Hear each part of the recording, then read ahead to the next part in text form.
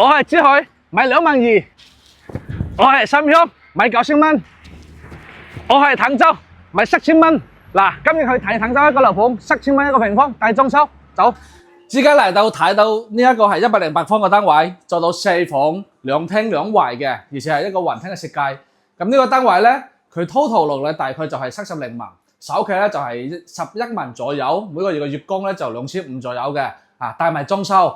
我哋個廚房咧係做咗一個開放式，後期咧會幫你做埋一個傳統嘅廚房嘅。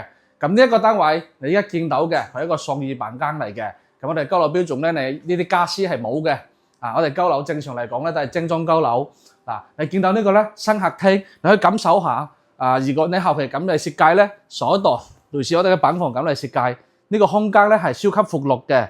咁每一個騎樓咧，佢望出去係一個南向嘅單位。咁依家係做咗一個封閉式，後期咧望個景觀係望到我哋嘅迎南嘅景觀嚟㗎。因為我哋個板房係我哋嘅實樓入邊嚟嘅，呢度咧係3樓嘅高度。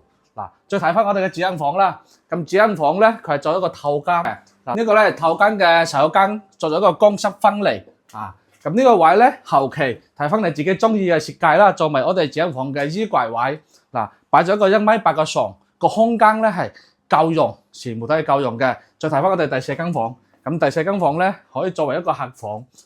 咁呢個單位係108個方，呢個幅度對年你嚟講一定夠用嘅。首期咧11萬就可以買到噶啦。如果有興趣嘅就揾我過嚟睇睇。